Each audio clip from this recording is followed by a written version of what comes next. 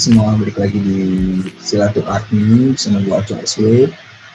Acara ini disponsori oleh Snowman, dan kali ini kita akan ngobrol bareng dengan pelaku seni juga dari luar Jakarta, Kapno Slice atau biasa dipanggil Sukma. Oke, Sukma udah masuk nih.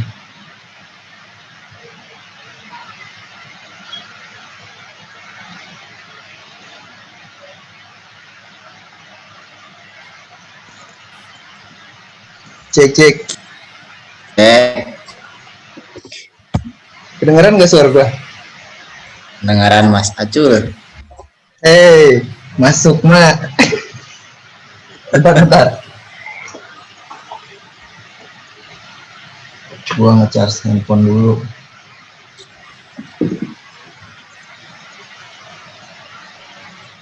Pas sama lu background gua hitam. Soalnya baru gua chat. Oh ya. Memang kemana apa warnanya? Kemarin sih ini gambar. Tapi gua males beli kanvas lagi, terus ya udah gua chat ulang aja, ntar gua pengen latihan di situ. Apa kabar? Sehat Mas Acul. Gimana Mas Acul di Jakarta nih? Ya. Lu di mana sih? Ini? Magelang sekarang. Oh, Magelang, berarti deket sama itu dong. Siapa? Lupa lagi. Ri.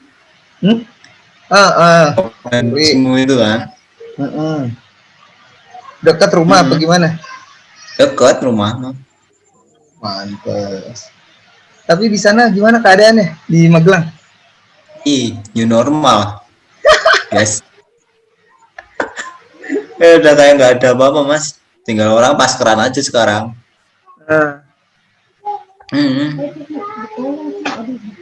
Banget nih lagian nih BRI, bantuan dari pemerintah nih. Wih rame banget. Tadi kan ini tuh, emang ngeblokir. ATM kan ada gangguan error lah. BRI, ATM BRI. Rame banget. Sampai inden mau ke ini CS hari Rabu. Lagi ramainya ini nyairin bantuan langsung tunai itu loh. Buat UMKM. BLT. Kayaknya sih. Tapi buat UMKM gitu 2,4 lumayan tuh. Ada teman-teman juga yang kena, yang dapat itu. Itu emang harus BRI? Sih BRI tergantung dianya dapat SMS dari mana. Itu sepengetahuan gua kalau di Jakarta BLT itu bantuan buat orang-orang yang bekerja, abis itu kerjaannya tuh selesai gara-gara corona. Misalnya bukan BLT berarti ini. Bukan. Pres. Bantuan presiden. Wih. Keren ya. Keren. Berarti habis menerima itu langsung terima kasih pemerintah gitu ya? Ya tahu. Sayangnya saya nggak dapet nih aku nih. Loh, kenapa? Tahu. Lumayan ya. Lumayan. Kemarin ada lumayan banget. Benar, kemarin ada teman-teman gue yang pemerintah gini. Terus tiba-tiba dia dapat duit 1,2. Terima kasih ya pemerintah.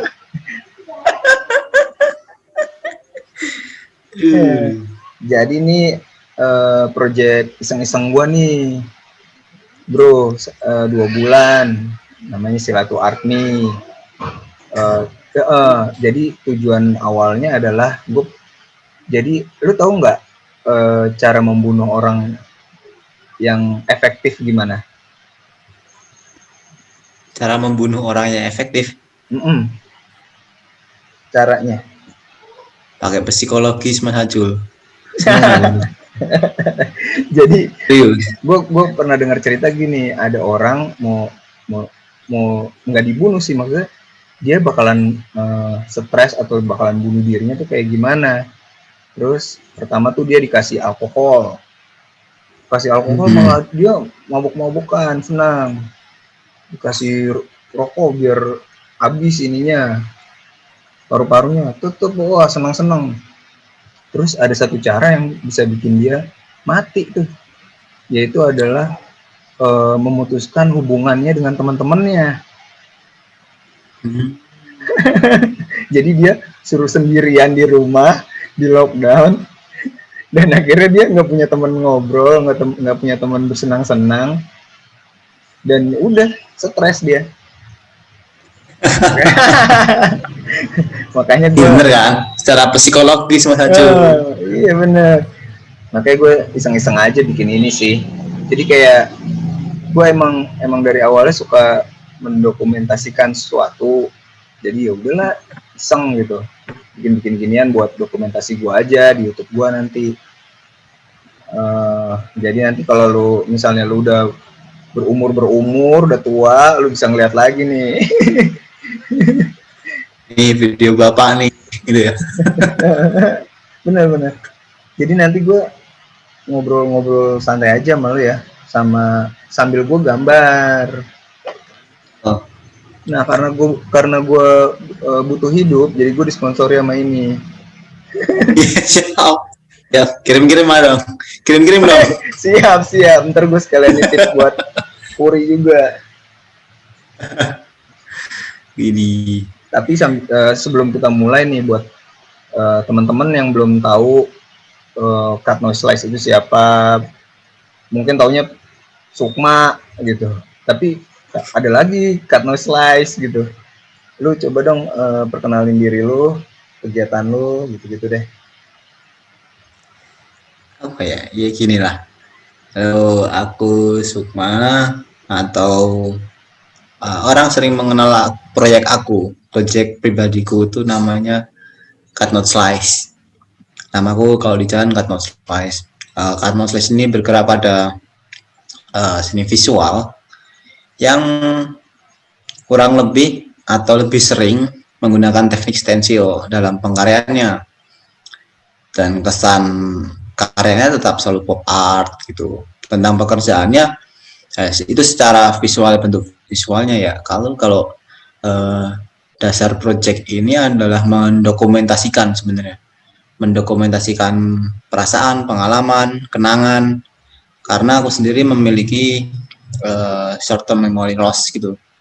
Jadi kayak inget, misalnya kayak gini, kita ngobrol tiba-tiba nanti 2 hari, 3 hari ke depan atau seminggu ke depan gitu ya, aku ngobrol sama Mas Acul apa aja ya. Nah, itu tuh hal-hal kayak gitu tuh yang sekiranya kayak aku punya kenangan seperti ini. Nah, nanti aku tulis dulu biar nggak lupa, terus aku bangun nanti suasananya tuh seperti apa sih, perasaan ini seperti apa sih, kenangan ini seperti apa. Nah gitu loh. Jadi proyeknya seperti itu secara singkatnya, mungkin seperti itu. Nah, salah satu karyanya ini itu, wih bisa gitu. Nah, itu karya terbaru aku di kanvas. Ini juga belum selesai sih, masih perlu finishing gitu. Kayak gitu sih mungkin kalau secara perkenalan ya. Sebenarnya nggak terkenal, nggak pengen terkenal aku tuh. Itu menarik banget ceritanya, maksudnya gue belum pernah dengar cerita lu yang ini gitu. Lu pernah ceritain ini nggak di Instagram lu, di Cut No Slice? Kalau lu punya yang mana? Yang apa? Short term memory loss itu. Nggak pernah, dalam pengkaryaan aku nggak pernah cerita itu. Itu landasan, itu cuma landasan aku berkarya gitu loh Mas. Jadi kayak mengapa aku membuat ini, karena aku gitu loh. Nah, kalau menurut gue itu menarik banget sih. Kalau untuk lu ceritakan gitu. Karena kalau yang gue lihat ya, kalau sistem kayak karya-karya kayak lu kan ya itu ya, cut and paste ya, emang bener ya? Namanya Ini bikin karya kayak lo ini stencil. Stencil. Nah, kalau gue lihat artis-artis di luar sana kan banyak banget yang stencil. Dan gue nggak tahu ya apa bener atau salah karena gue nggak bergerak di stencil. Hampir semua motifnya, gambarnya itu sama, bener gak? Ya. Hampir ada banyak yang sama lah ya. Kayak orang-orangnya tuh kayak orang-orang yang kartun vintage dengan motif-motif gitu kan, dan bentukannya kayak mirip-mirip komik-komik DC gitu-gitu kan, bener gak? Nah, gue menganggap lu itu, jadi gue bingung gambar lu dan gambar teman-teman stencil di luar sana kan banyak yang sama. Mungkin dengan cerita lu tadi itu gue udah langsung, wah ini nih maksudnya, ini nih yang membedakan lu dengan yang lain gitu. Kalau menurut gue sih gitu maksudnya. Soalnya banyak sih sebenarnya. Dan banyak sih pembedaku dengan yang lain gitu ya. Pertama, aku nggak sama sekali megang kuas. Tuh. Keduanya, aku bikin stencil tapi clean. Jadi clean maksudnya apa? Clean, literally clean, visualnya bakal clean, hasilnya clean, bersih, nggak ada drips, nggak ada bayang, solid. Jadi kalau kamu lihat ya kayak print-printan aja gitu. Kalau orang nggak lihat ya kayak print-printan gitu. Jadi stencil menurutku cuma sebatas ini teknis. Nah, untuk mencapai hasil yang aku inginkan kayak gitu. Malah kebanyakan sebenarnya ya stencil itu tuh stigma stencil tuh kayak orang harus figur utuh, terus hitam putih, terus apa namanya mengandung isu sosial seperti itulah gitu, atau isu politik gitu. Nah, aku tidak bermain di situ. Stencil itu cuma sebatas jalanku menuju ke tujuanku ini, gitu aja, sebatas itu stencilnya. Bukan yang aku harus ngikutin rules stencil seperti ini, enggak. Aku membuat polaku sendiri kayak gitu. Dari di pertama-tama lu berkarya itu, lu pernah nggak langsung di stencil kan? Apa emang langsung turun ke stencil? Enggak. Sebenarnya proses sampai ke project ini tuh aku udah ada beberapa project sebelumnya. Misal aku pertama kali belajar kesenian itu fotografi kontemporer, fotografi kontekstual. Terus habis itu di samping itu aku juga bikin paper cut atau bikin stencil kecil-kecilan gitu. Terus habis itu ada projectku satu series gitu tuh tentang digital kolase digital. Terus habis itu si Dosa Movement, tahu nggak? Nggak terkenal juga sih. Nggak pernah dengar tapi gue agak lupa.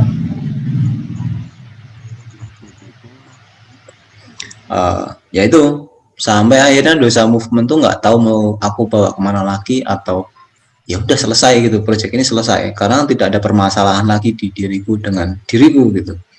Karena awalnya ya seperti tadi mas, aku harus membuat suatu proyek itu berlandaskan apa dan aku harus melakukan apa, tujuannya untuk apa, nah gitu ya.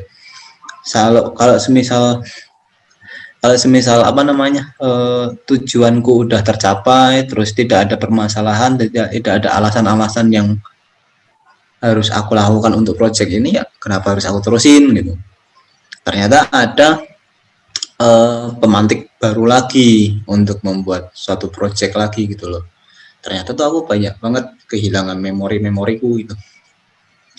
Aku si Dosa Movement aku sibuk ngurusin diriku ke orang lain, dan mesti kalau orang lain itu apa ya, misalnya kayak aku mempresentasikan sesuatu untuk orang lain, nah aku sampai lupa kayak ternyata aku punya masalah juga ya dengan diriku sendiri yang seperti ini ya gitu loh. Jadi kayak oh aku harus seperti apa nih, oh ini nih seperti ini. Nah, makanya tadi tuh aku ternyata punya uh, ingatan jangka pendek itu, terus aku mencoba memvisualkan karena dulu aku cuma nulis doang gitu, dan kalau nulis tuh kayak perasaannya beda gitu loh, jadi kayak imajinasinya yang dibangun tuh beda, nggak sama kayak aku pas waktu nulis misalnya rasa-rasanya tuh ada warna kuning ke orange dan warna yang seperti halus lembut gitu loh mas. Nah tapi kalau dibaca kok di biru dingin, tidak mengasihkan, tidak mengenakan lah gitu. Jadi kayak oh ternyata tulisan ini akan berubah perasaan jika waktunya dibaca di kala mood tertentu gitu kan. Misalnya kayak lagi senang seperti ini, lagi sedih seperti ini, lagi kere seperti ini, lagi sugih seperti ini ya gitu. Jadi ya akhirnya oke, aku coba untuk memvisualkan bagaimana sih kira-kira, nah, sekira-kiranya bahasa visualku seperti apa sih gitu. Jadi banyak sebenarnya proyek-proyek sebelum ini gitu. Oh jadi si Cut No Slice itu project. Gua Ya. kira Cut No Slice itu emang nickname lu dalam berkarya gitu. Ya benar juga, ya nggak salah juga. Gitu. Iya, jadi kayak ya aku adalah aku yang memiliki project Cut No Slice ketika aku bikin karya, ya aku sebagai Cut No Slice gitu loh. Tapi kalau ketika misal aku ketemu Mas Hacul tanpa gambar gitu ya udah aku aja gitu. Yang aku yang punya project itu gitu loh. Gitu. Ini kan gue sambil gambar, jadi gue kalau lagi gini-gini bukan nggak merhatiin ya. Soalnya nggak bisa mas, aku nggak bisa gambar sambil ngobrol gitu. Gue juga sebenarnya nggak bisa, tapi kalau gue gambarnya besok males lagi. Jadi mumpung dapat aura ngobrol sama lu. Aura. Kalau main stensil mulai kapan? Stensil, aku bikin stensil pertama kali SMP. Oh ya? Banget. Saya masih kecil-kecil, kurang segini lah. A3. Tahu dari mana stensil anak SMP? Banksy. Siapa yang tidak kenal Banksy? Lu SMP udah kenal Banksy? Aduh, tahu aku. Tahu karyanya Banksy, tahu. Saya, aku stensil Banksy. Itu di Magelang. Lu? Aku di Salatiga. Emang sebesar itu di situ saat itu ininya lingkungan artnya sampai anak SMP bisa kenal Banksy. Jadi gini, semua orang tuh seneng graffiti, ya loh. Aku itu nggak begitu tertarik dengan graffiti, tapi aku pengen menggambar. Ya kayak sebenarnya kita punya ini ya, apa namanya, darah atau naluri untuk menggambar di tembok gitu loh. Dari manusia purba pun seperti itu kan, dia menggambar tembok di gua-gua gitu. Nah, naluriku tuh ingin menggambar di tembok tapi bukan graffiti. Nah, setelah itu aku melihat ada yang namanya stensil.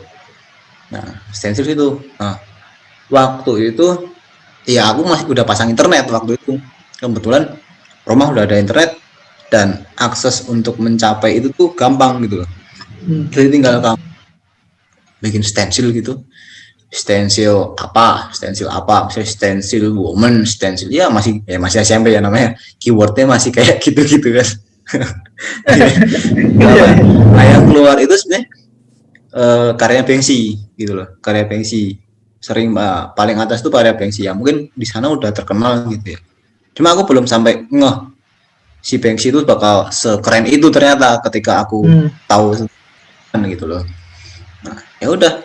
Waktu itu cuma ini doang, apa namanya kayak ngeprint karyanya Banksy, aku cutting ulang, terus habis itu aku semprot, udah aku bombing di mana-mana, kayak di jalan, di dekat kampung, seketemunya dan seberaninya aja. Waktu kan masih kecil ya, takut kan. Udah gitu-gitu. Tapi karyanya Banksy. Teman-teman lu gitu juga di sana? Gak ada. Sendiri. Iya, sendiri. Maksud gua anak SMP udah kenal Banksy itu mah kacau sih. Tapi nggak sepaham itu ya, paham senakal. Oh ternyata tuh Banksy senakal itu enggak. Cuma Tapi ini ini menarik nih. Menurut lu sendiri, Banksy itu satu orang atau kru? Menurut lu sendiri? Dia kayak Cloud Slash gini. Dia cuma nama program, nama project. Menurut ya nih, nama project. Nah, yang di bawahnya tuh banyak orang yang gitu. Aku sih mikirnya gitu ya. Karena gila kali satu orang bisa senakal itu, seliar itu idenya. Iya sih. Maksudnya belum pernah menemukan seniman senakal itu gitu loh. Iya. Siapa yang kepikiran kamu bakal gambar di kanvas lalu satu karyamu disandingkan di gajah gitu loh. Siapa yang kepikiran itu gitu. Nah itu kayak gitu tuh. Jadi yang gue tangkap sih adalah setiap orang itu mengartikan Banksy itu beda-beda. Ada yang bilang satu orang, ada yang bilang kru gitu. Emang sampai sekarang juga kan belum ketahuan ya jelasnya gitu tentang Banksy. Tapi emang ini orang benar-benar ngerubah street art jadi segila ini gitu. Ya tergantung sih pemahaman ya. Ada yang seneng gaya nakal berkaryanya Banksy, ada yang nggak seneng juga, ada yang lebih seneng secara teknisnya gitu. Kalau gue lihat sih kebanyakan street artist yang nggak suka sama Banksy karena karyanya dia tuh banyak didewakan kali ya. Kalau ada karyanya dia di jalan bersama 100 artis street artist, 99 street artist ini bakalan dihapus gitu kan, dicat ulang sama pemerintah kecuali karyanya dia.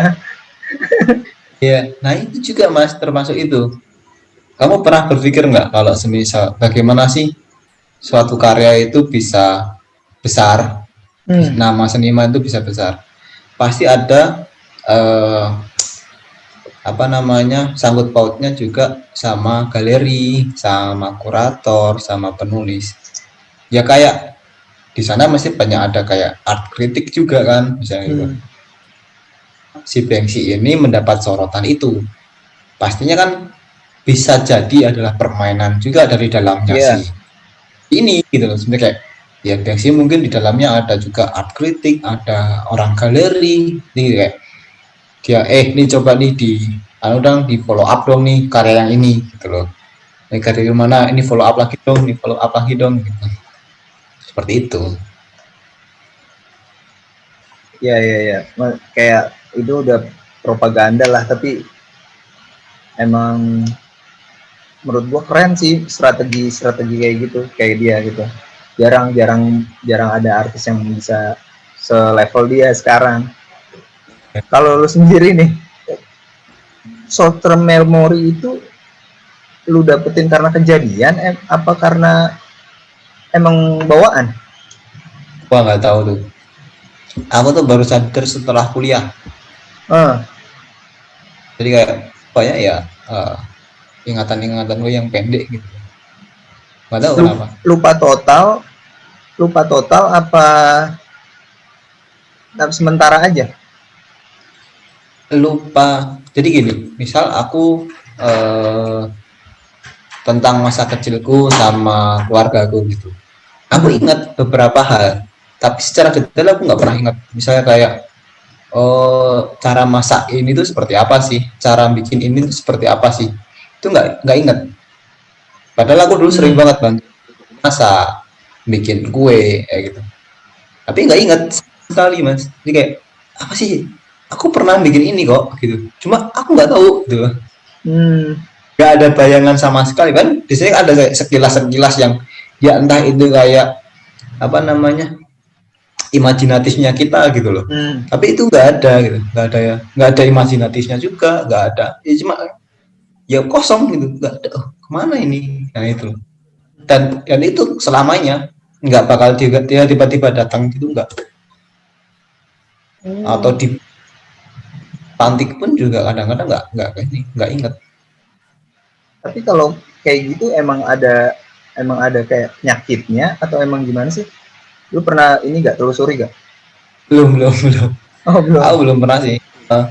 Belum pernah sih, mesti kayak sampai ke psikiater kah, atau mungkin sampai apa namanya, ronsen gitu kah, atau mungkin apa yang keren tuh yang pakai alat 10 juta kalau sekali masuk doang, CT scan gitu.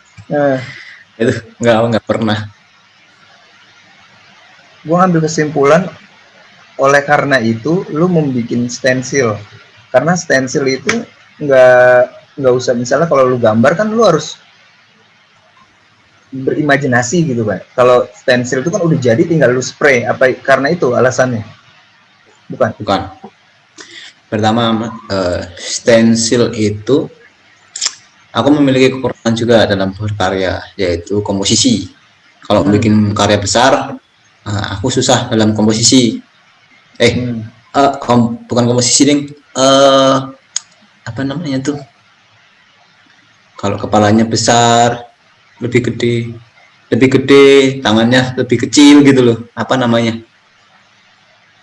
Proporsional. Dalam hal proporsi. Nah, kalau aku bisa digital gitu loh. Aku bisa gambar digital. Aku malah susah untuk gambar secara secara manual lagi, gara-gara kesenangan pakai digital gitu loh. Karena enak lah, garis ya tinggal dibenerin gitu. Kayak sketsa aku sketsa digital sampai dia mateng sewarna-warnanya, baru nanti aku pindah stensil. Nah, stensil ini membantu aku untuk mencapai itu tadi, proporsi yang pas, terus habis itu komposisinya juga tetap, terus dia bisa clean dan ringkas menurutku. Karena ya pengkaryaanku tuh kayak aku lebih seneng preparation yang panjang daripada aku membuat di spot itu yang lebih panjang gitu loh. Lu boleh jelasin nggak proses stensil dari awal sampai lu spray, lu kerjain? Kalau pengkaryaan gue berarti ya. Karena pas stensilnya nih beda nih. Dari pertama lu bikin sketchnya itu lu ambil gambar dari gambar orang, lu gabung-gabung, apa lu gambar dulu apa gimana? Wah, sebenarnya kalau masalah pengkaryaan jauh lagi mas. Kalau aku tapi membedah dulu. Aku mau berbicara tentang apa sih karya, ada hal apa yang ingin aku sampaikan gitu. Ya aku harus menulis dulu gitu. Nggak bisa aku bikin karya yang tidak berdasarkan tidak ada kekuatan narasi di dalamnya gitu, sebatas estetika gitu tuh nggak bisa aku. Kayak bagus sih, cuma nggak ada nilai apa-apanya, ya percuma gitu menurutku kayak gitu. Ya banyak sebenarnya karya-karya yang suddenly kayak pengen gambar apa gitu. Nah, pertama nulis dulu itu, terus memisahkan dulu kan. Itu sketchnya ada yang bikin sendiri, ada yang dari komik. Jadi komik-komik vintage gitu. Nah, aku ambil istilahnya ini kayak kolase gitu loh. Iya, kolase. Jadi kayak dipotong, aku tempelin lagi, ada berapa karya yang aku gambar sendiri, ada yang ini aku gambar sendiri, aku tambahin lagi gitu. Nah, prosesnya sebenarnya meminjam dari proyek-proyekku yang selama ini aku kerjakan. Fotografi sebagai komposisinya, kolase sebagai teknik dasarnya, terus habis itu paper cut sebagai eksekusi nanti di stensil dan lain sebagainya gitu loh. Jadi sebenarnya project Cartoonstars ada penyempurnaan dan penggabungan dari proyek-proyekku sebelumnya. Nah, nanti kalau udah selesai, beda lagi, akan dibedakan menjadi dua. Apakah aku harus menggambar di kanvas atau di tembok. Di tembok dia akan memiliki treatment berbeda lagi. Di kanvas juga aku memiliki treatment yang berbeda. Karena kan kalau kanvas kamu bisa melihat itu kayak sangat detail kayak tiga gitu kan, kayak ini kanvasnya kayak ya gitu loh. Jadi sangat melihatnya tuh kayak sangat detail gitu loh. Jadi kedetailan di kanvas lebih perfect daripada di tembok gitu. Makanya treatmentnya bakal beda. Kalau di tembok ya kira-kira berapa meter? Kira-kira ukurannya berapa nih? Kalau udah tahu tinggal digelar aja pakai apa namanya kertas gitu. Kertas disambung, tempel tembok, sketch tadi dibikin BW, ditembak ke proyektor pakai proyektor ke kertas tadi dengan ukuran segitu. Jadi kita ngukur aja. Oh kira-kira segini nih segini. Oh udah 2 meter belum? Misalnya mau 2 meter. Oh sketchnya udah 2 meter nih. Ya udah. Kalau udah ditembak pakai proyektor ke kertas, tinggal di gambar ulang pakai ini pulpen. Nah, gambar ulangnya kertasnya di tembok apa di lantai? Gambar ulangnya di tembok dong. Kan lagi ditembak pakai proyektor. Langsung. Ini tembok. Iya. Nah, ditempelin pakai kertas kan, sini proyektor. Dia nembak sini.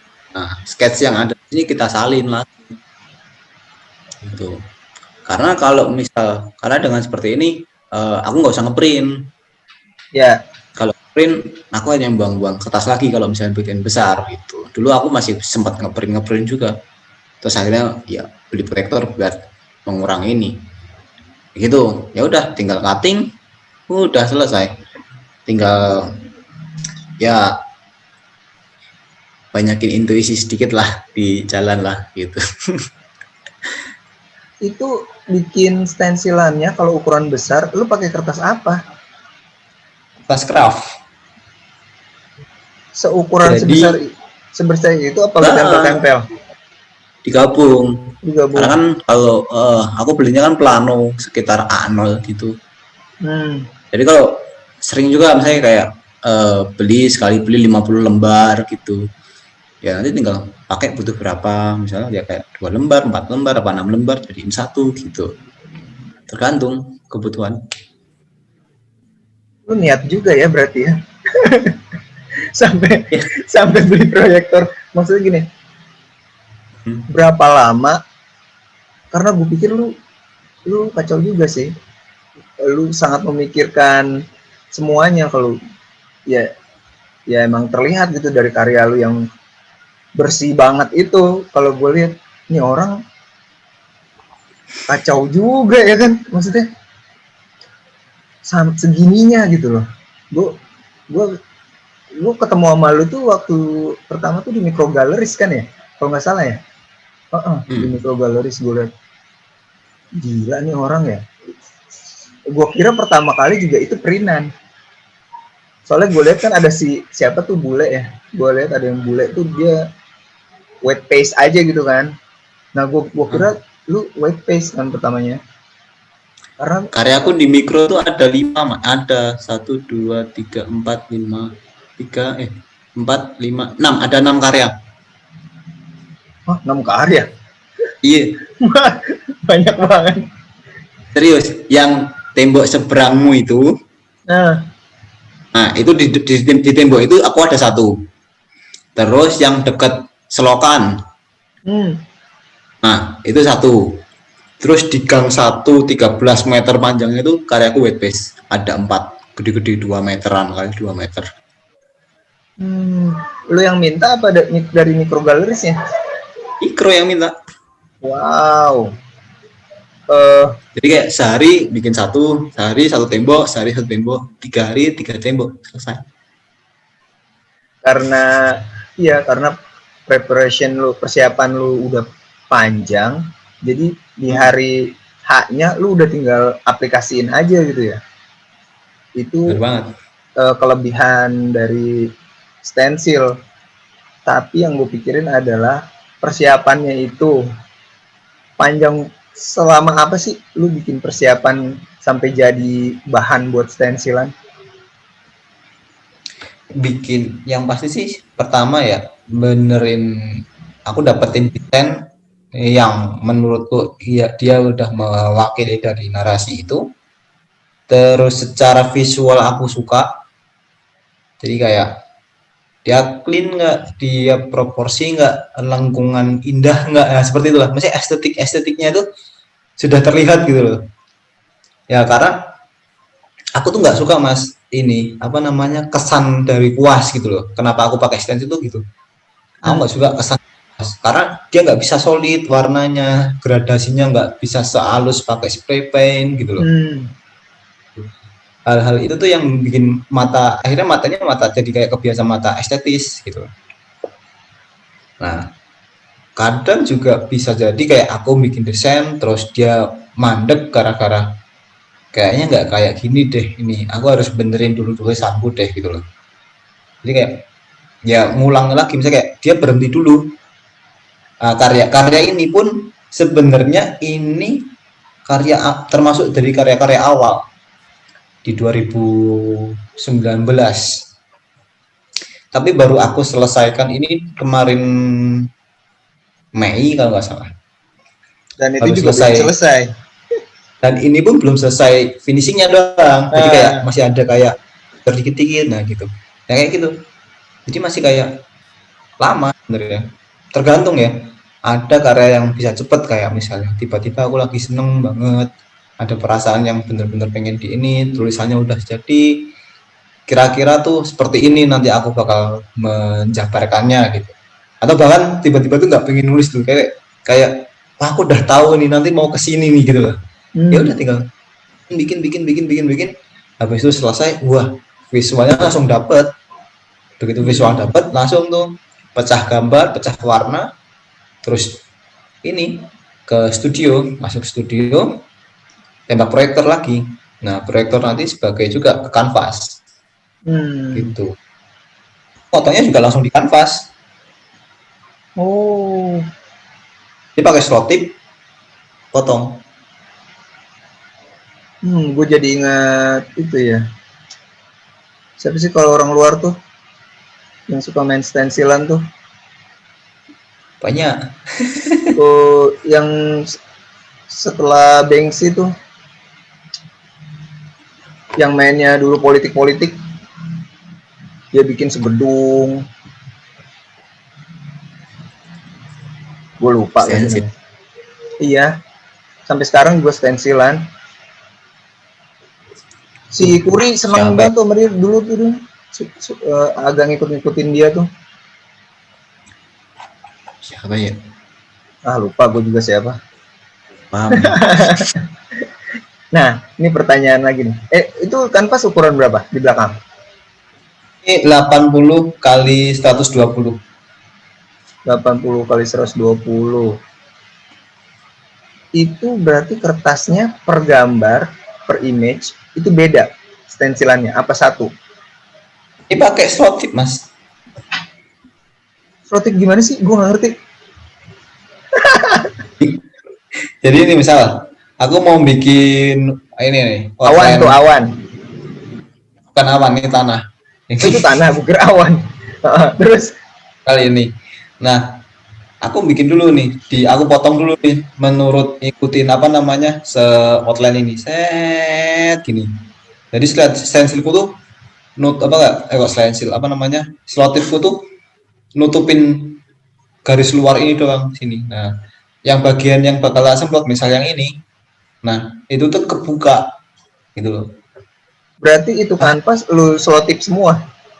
Ya bagian-bagian mana aja yang mau digambar. Yang mau digambar berarti itu kebuka stensilnya, atau mungkin dibuka, dipotong. Kalau jadi line-nya itu kan terakhir. Awalnya itu lu harus mewarnainya, warna dulu. Ya. Berarti selotip dulu kanvasnya, terus lu buka itu si tanah dulu, warna tanah. Setelah itu lu selotip lagi. Ya, si warna tanah ini tutup lagi karena habis diwarnain terus mau warna ini kan. Jadi selotip tanah ini selotip lagi ditutup biar nggak kena ini warna yang ini. Gitu. Gila sih. Itu maksudnya gue baru paham gitu. Gue baru pertama kali gue lihat orang stensil itu Isrol, tau gak? Tahu.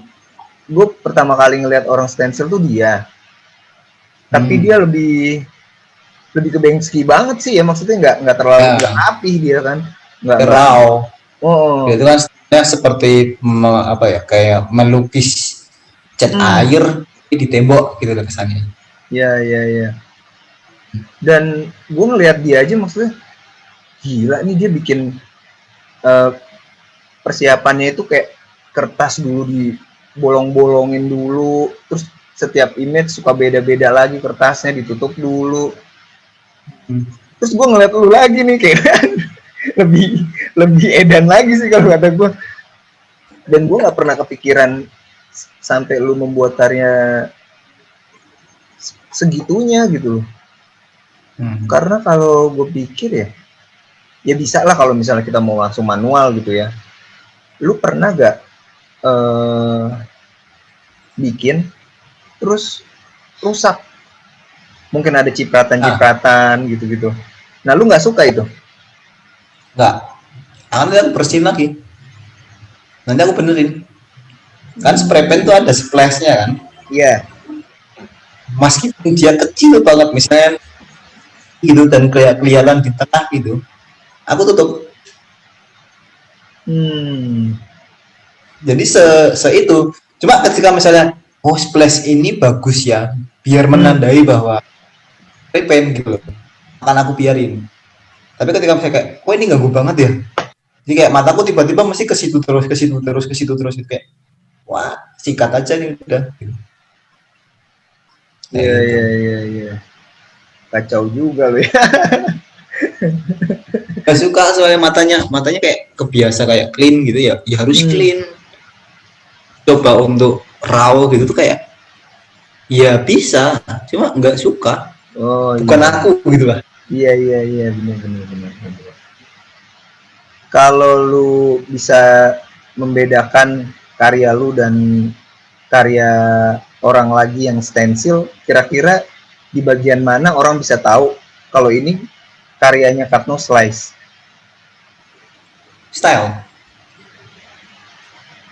Style maksudnya di mananya?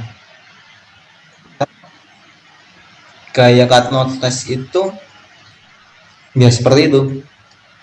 Pertama pop art, banyak warna, terus ada figur komik, entah itu abstrak, entah itu bukan, berpotong-potong, abstrak line, sedikit tekstual, ya kayak gitu, gradasi, bermain-main di warna, tapi tetap nggak ada point of interestnya dalam karya itu ya satu, dia nggak ada apa ya, komposisi nggak, aku emang nggak, bukan ada point of interest di tengah, di lofter atau golden ratio, enggak, tapi ya secara penuh aku menjadikan satu kanvas, satu tembok itu ya satu kesatuan gitu. Kayak flat art lah ya? Enggak juga? Enggak sih. Cuma tetap bisa baca gitu. Jadi kayak kebacaannya tidak membaca kayak dari sini, enggak, tapi kayak bisa juga dari sini, bisa dari sana, bisa dari sini gitu. Kalau lu sendiri, gue bingung karena lu membebaskan orang buat mengartikan karya lu nggak sih? Iya. Karena kan lu, yang gue dengar tadi, lu setiap membuat karya, lu pasti pikirin dulu, lu nggak mau karya itu kayak nggak ada nyawanya lah ya, nggak cuma hanya lu menggambar gitu ya. Dan gue juga pernah lihat lu waktu itu pameran di Bali kan ya? Itu pameran itu lu emang sengaja pengen buat pameran apa gimana tuh? Bisa ceritain nggak yang pameran di Bali? Kali itu aku ada 2 kali pameran ya. Pertama pameran tunggalku sama pameran ini dari Kemendikbud 2 kali. Jadi yang pameran tunggal itu di Alcaps di Canggu. Itu aku diajak, aku dikontak sama galeri untuk bikin pameran tunggal. Terus yang di Kemendikbud juga aku diajak dikontak. Ya gara-gara setelah aku pameran di Bali itu, terus ada orang yang lihat kan, maksudnya orang pihak mungkin dari pihak kurator atau mungkin pihak mana pun yang di pameran Kemendikbud itu lihat pameranku, terus akhirnya aku diajak juga. Sebenarnya padahal dia harusnya open submission, tapi aku langsung dikontak gitu. Itu udah pameran. Jadi ya suddenly gitulah. Banyak hal yang sebenarnya itu tidak terencana sih mas. Jadi kayak ya let it flow gitu. Nanti ada apa. 2020 ini aja sih sepi bang.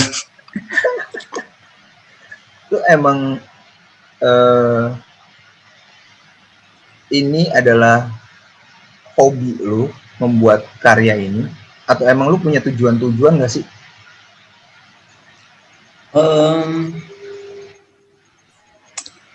Tujuannya sih nggak muluk-muluk ya. Ya itu tadi tujuannya ya cuma istilahnya kayak memonumenkan suatu kejadian gitu loh dengan cara melukisnya.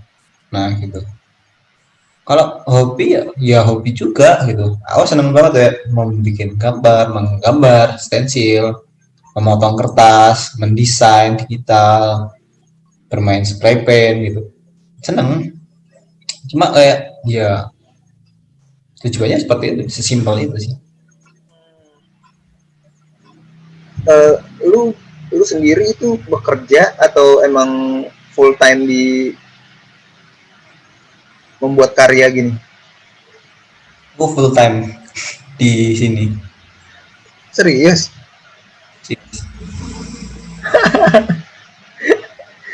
Maksud gua lu punya kayak lu ya kerja kayak gini. Oh gitu. Tapi makanya gua bertanya soal tujuan gitu, karena gue lihat tuh sama sekarang jarang-jarang juga ngupload ya yang cut no slash ya. Sering kok. Oh, sering. Maksud gue ya nggak sesering itu, cuma mau ngupload apa kadang itu eman tuh loh, karya-karya baru tak upload gitu tarah. Kalau kamu kan sering banget loh, karya cepet selesai begitu aja tuh upload, jadi itu upload nggak bisa gitu. Iya, kalau gue bisa aja gini misalnya tiba-tiba gue menggambar ini nih misalnya begini, gue upload. Nah lu nggak bisa ya kayak gitu ya? Aku mau sketch mau bener, kadang aku bikin karya di apa namanya di kanvas gitu. Kalau aku nggak pengen ngupload ya nggak bakal ngupload. Saya kayak progresnya dia seperti apa, enggak, kadangnya cuma sneak peek kayak bikin apa sih gitu di saran orang-orang ya gitu-gitu aja kayak aku tuh masih melukis juga gitu kan. Kalau sekarang tuh pandemi ini orang nggak tahu ya, misalnya kayak kamu masih jadi seniman atau tidak, mau masih jadi di pengkaryaan ini apa tidak ya, kadang keperluannya cuma sebatas biar orang-orang tahu kalau halo aku masih senang menggambar nih gitu, aku masih berkarya gitu, sebatas itu sih. Enggak kayak yang karya harus aku tampilkan secara penuh gini. Ya kadang ada kayak misalnya oh aku pengen lah karya keluar lah, bisa kayak tampil lah gitu. Tadi aku harus upload, habis update karya digital tapi masih. Gue ini ya agak kehidupan lo nih agak mencurigakan menurut gue.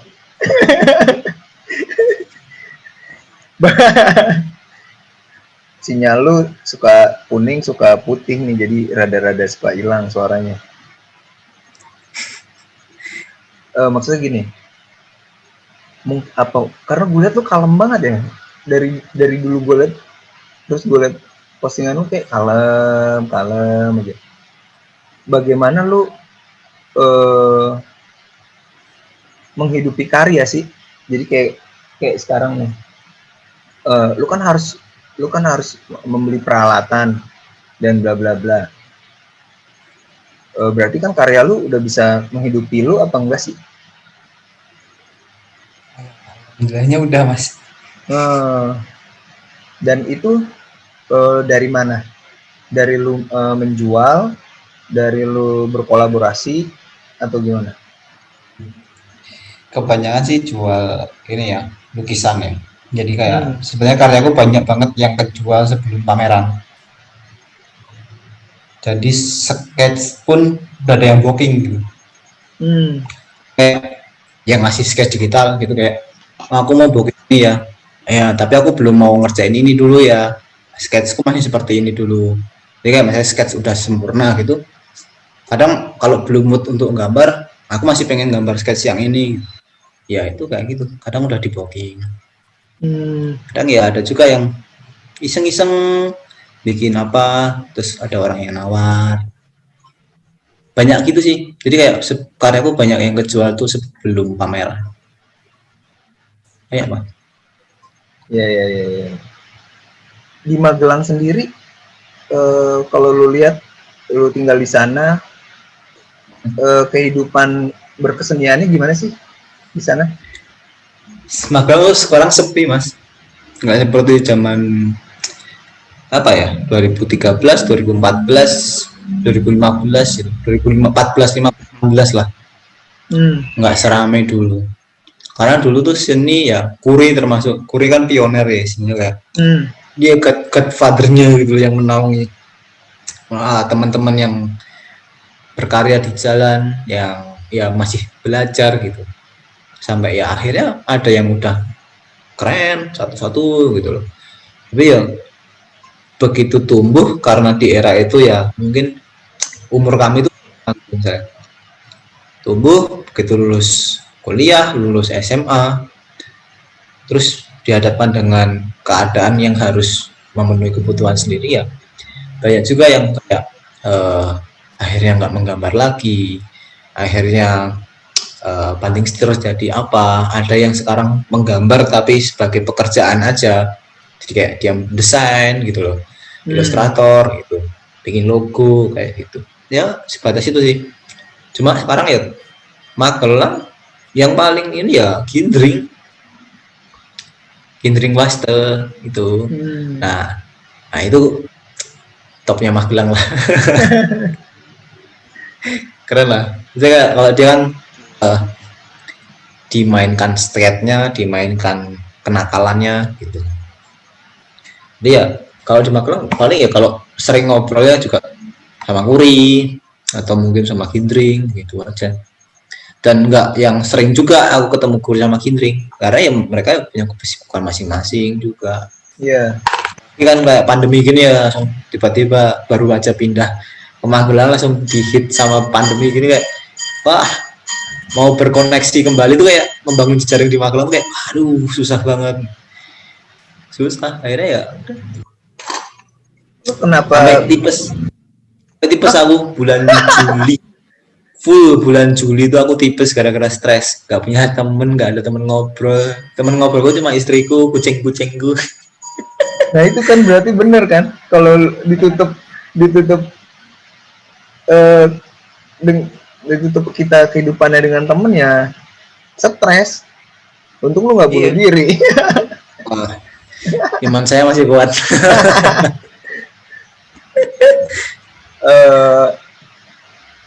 Apalagi ya tadi gue mau nanya, karena ini mungkin lu kalau ngobrol gini mungkin lu biasa aja, tapi gue nyerap banyak ilmu sebenarnya di sini gitu, banyak yang gue dapat gitu. Karena gue nggak tahu ya kehidupan. Lu kenapa pindah ke Magelang sih? Istriku pindah tugas. Istriku pindah kerja. Iya. Jadi kayak aku dulu tuh LDM, long distance di Jogja berkesenian. Istriku kerja di Aceh. Akhirnya istriku pindah kerja di Magelang. Nah, karena berpikir kayak ya kenapa harus jauh-jauh lagi sih Jogja Magelang gitu, ya udahlah aku ikut Magelang aja. Itu juga kalau ke Jogja tinggal naik motor sejam nyampe gitu. Nah, pindah ke Magelang yang penting bersama dulu.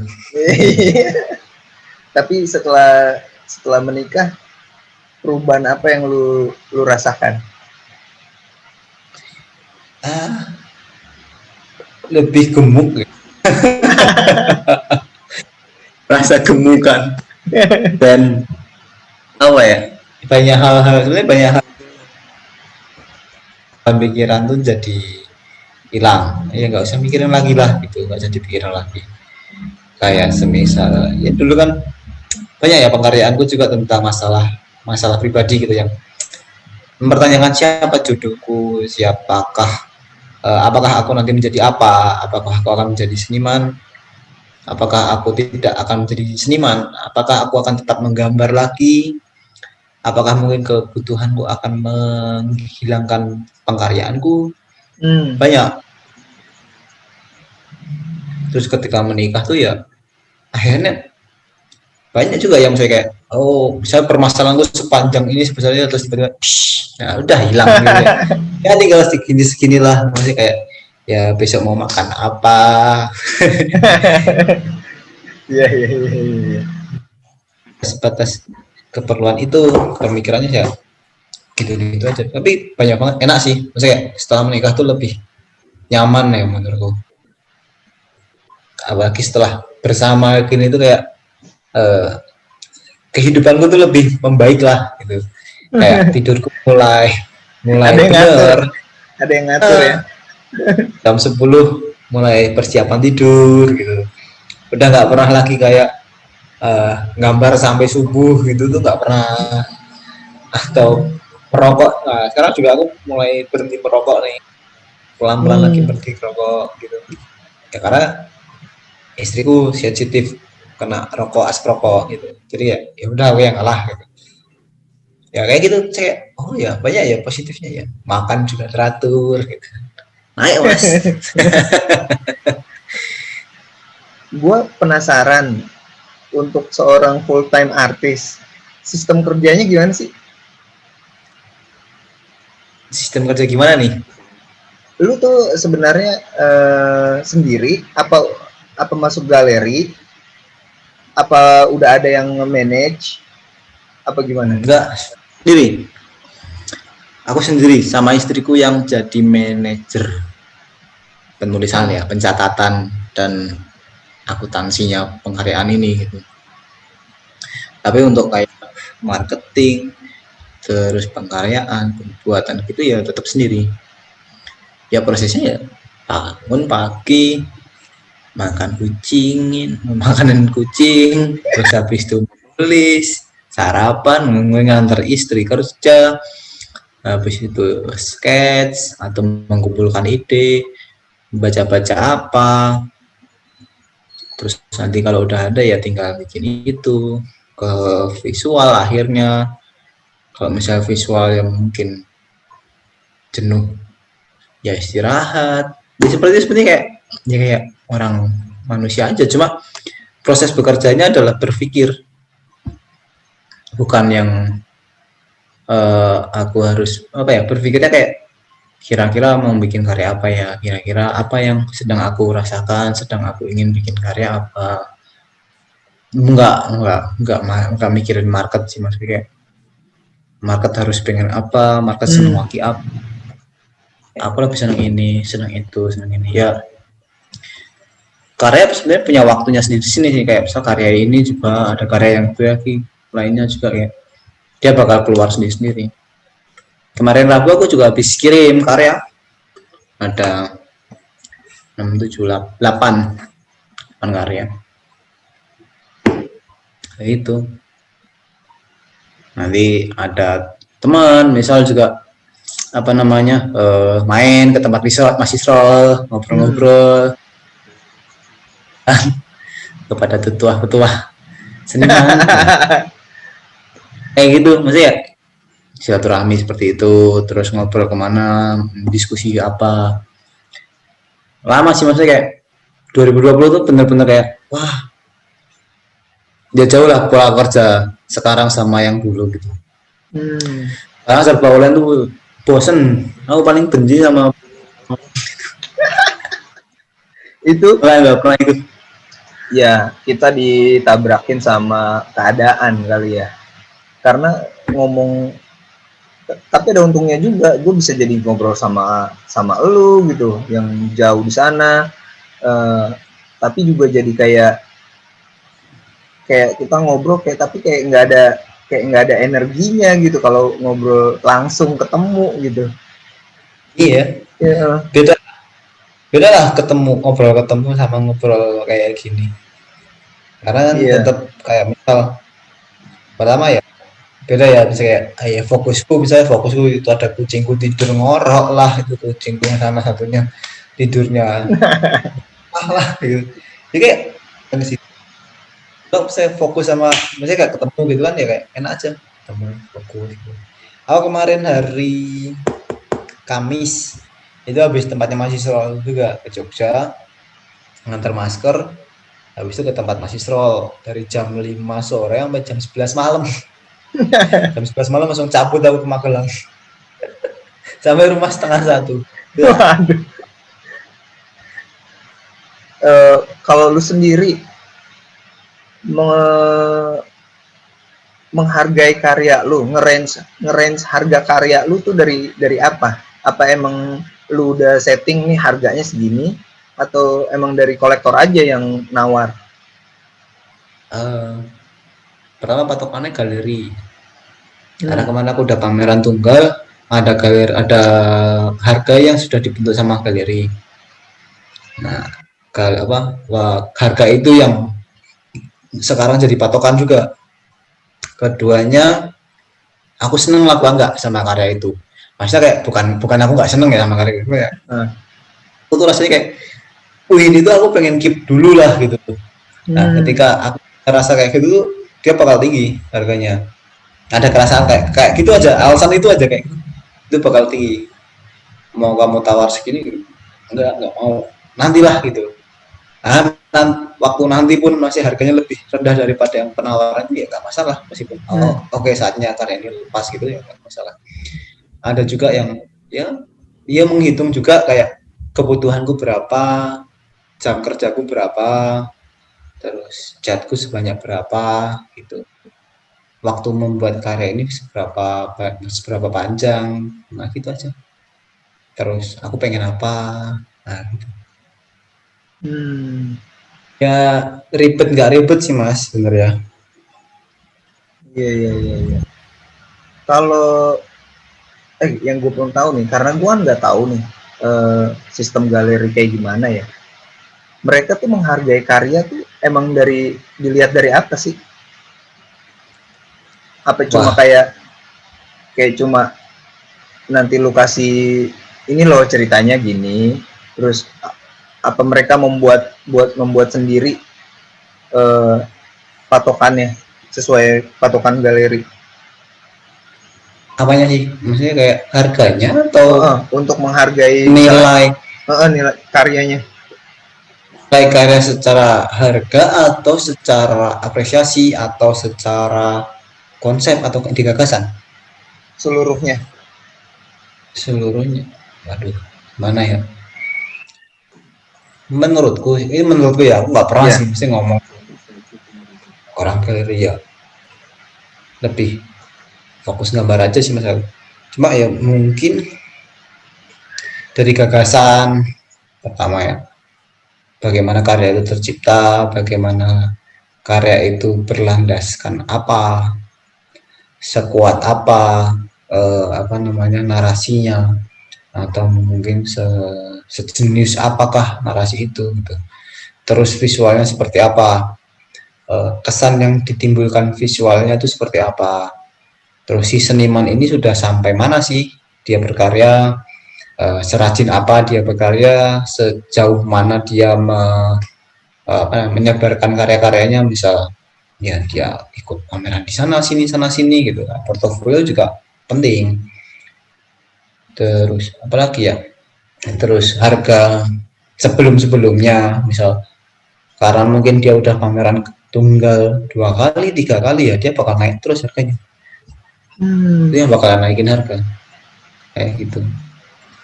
Banyak sih sebenarnya. Kalau lu sendiri kenapa nggak bergabung ke galeri?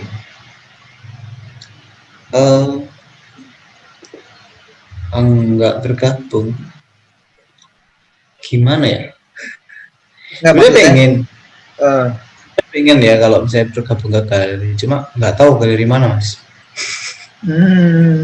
nggak, gue kira mikro galeri selalu selalu bergabung. masih.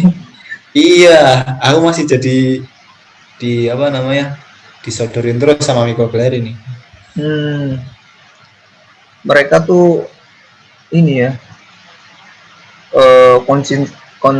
konsisten banget gitu, bikin Ya. Event. Ini gue juga maksudnya gue udah berhubungan sama Cat. Mungkin nanti kalau udah dapat waktunya bisa ngobrol-ngobrol juga sama Miss Cat gitu. Seru nih kayaknya. Bisa aja sih sebenarnya. Cuma ya nggak tahu sih nanti karena kan lagi di Hongkong tuh dia Hongkong masih chaos juga kan. Jadi kayak banyak kayak medium internet gitu tuh yang kesadap juga sama pemerintah. Jadi mungkin ya masih batas-batasan apakah Zoom juga udah aman atau tidak gitu. Iya. Itu yang perlu ini. Sekarang kan pindah. Grup itu kan pindah kayak WhatsApp tapi namanya Signal. Dia yang lebih independen, nggak bisa enkripsinya tuh nggak masuk ke pemerintah juga. Saking itu kita gitu. Kalau lagi tapi lu lagi santai apa lagi buru-buru nih? Aku santai mas. Kalau tadi tuh bikin karya terus habis itu kan wah aku seneng bikin karya terus oh iya jam 8 nih sama Mas Acul ya udahlah gitu. Karena nggak nemu kadang gitu kayak feelingnya tuh kayak lagi semangat tapi nggak ada tes yang enak gitu loh. Jadi ngapain dulu ya main kucing ngobrol atau mungkin ya lihat-lihat apa nonton YouTube gitu. Nanti jam berapa gitu baru mulai lagi. Nah ini gue juga punya peliharaan. Kadal itu. Itu kadal apa sih? Serem banget. Kadal tegu dari Argentina. Gue emang seneng reptil. Gue seneng. Cuma karena keadaan sama lingkungan yang belum bisa menerima reptil sebagai peliharaan gitu. Jadi gue kurangin tuh, sekarang tinggal kadal doang. Tadinya ada ular, ada apa. Karena kan seneng gak seneng aku kayak gitu. Diajak bercanda. Bisa. Karena lu belum kenal ular diajak bercanda kepatok. Enggak, gue selama memelihara ular belum pernah gue dipatok. Dan gue juga awalnya sangat takut sama ular. Tapi lama-lama setelah gue kenal jadinya gue suka. Nah ini salah satu yang gue pengen tanyain juga, seberapa penting tuh hewan peliharaan buat lo, si kucing-kucing itu? Penting banget sih. Jadi aku punya 2 sekarang. Satu tuh baru aja aku dapet sebulan yang lalu. Yang satunya tuh dari umur 4 bulan lah. Sekarang udah 16 bulan. Lagi hamil malah yang pertama itu. Nah, buat aku sih ya si kucing ini, terutama yang pertama ya. Yang pertama tuh ya kayak adikku sendiri. Jadi kayak aku di sini kucing-kucingku tuh sebagai adik-adikku. Bukan sebagai dia anakku sendiri itu enggak, adik-adik. Jadi kayak ya kucing-kucing ini si kucing yang pertama itu aku adopsi itu gara-gara aku kesepian. Jadi kayak ketika menikah terus aku kan jauh. Awalnya tuh ngontrak di Jogja tuh kayak rumahku gede mas, tingkat. Padahal ninggalin seorang. Aduh, kegedean nih gitu. Akhirnya setelah habis aku pindahnya lebih kecil gitu karena biar ngerasa kayak ya semua ruangan tersambung jadi satu gitu. Nah terus habis itu aku pelihara kucing ini sebagai temen temanku ngobrol biar di rumah tuh ada yang hidup selain aku dan Iya. kulkas. Suara kulkas doang gitu. Ya udahlah, adopsi kucing. Nah, ya sampai sekarang kayak kadang tuh ngerasa kayak ya kayak udah jadi kayak belahan jiwa gitu loh, kayak ya kadang-kadang begitu bangun tuh udah langsung kayak otomatis makanin kucing, bersihin litter box gitu loh.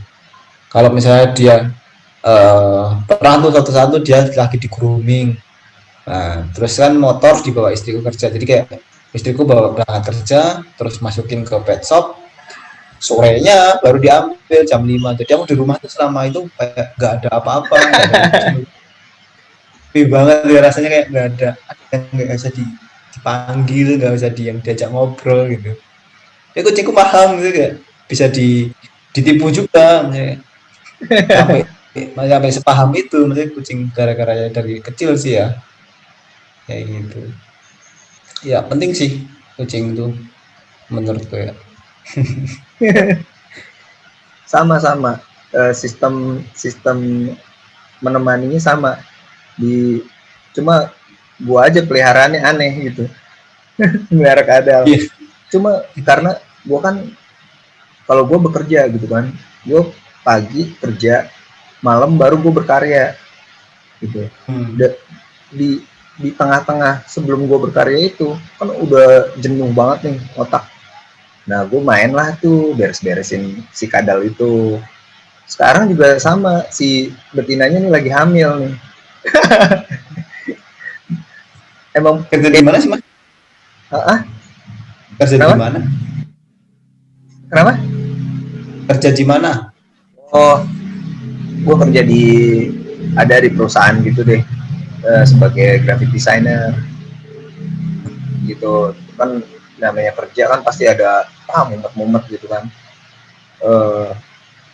Jadi buat ngilangin stres di mumetnya itu ya gue ke kadal dulu. Tapi ya kadal kan nggak kayak kucing dilepas gitu, gue di kandang. Paling kalau gue pulang ya gue lepas dulu tuh kadalnya, main-main dulu dia. Tapi kalau dilepas itu kan dia kabur karena otaknya nggak sebesar kucing dan anjing. Iya. Tapi kalau kadal gue ini di dunia reptil itu disebutnya anjingnya kadal gitu. Anjing di dunia kadal, mereka tuh pintar. Kalau emang kita ngelatih gitu, dia bisa pup sendiri ke kamar mandi, dia bisa kayak gitu-gitu deh. Jadi ya. Belum tahu kadalmu tuh warnanya pink gitu. Merah dia jenis tegu merah, karena tegu ada merah, hitam, sama biru. Awal Lester ibu banget mainannya. Enggak lah, itu lucu kali. Karena emang gue suka monsteran gitu, jadi seneng dinosaurus gitu. Nah, balik lagi kenapa kita ngomongin hewan-hewan. Kalau berarti lu tuh udah berkarya berapa lama ya? Dari awal berkarya itu? Kalau dari fotografi ya dari 2012. Berapa tuh? 8 tahun. 8 tahun berkarya, tapi pengkaryaanku berproses. Menurutku itu proses. Sampai ketemu Katnoslas itu prosesnya sepanjang itu. Katnoslas itu dari 2016. Baru dari 2016 ya, 2016 itu baru mulai akhir. Achievement terkeren yang menurut lu yang paling wah banget yang pernah lu terima apa? Kayaknya nih gara-gara ini gue wah. Gara-gara Katnoslas aku menikah. Modalku untuk menikah. Mantap.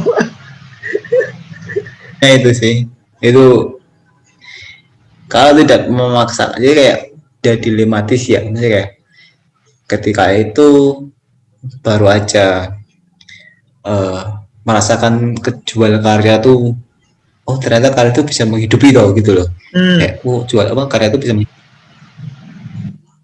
mendapat uang segitu, terus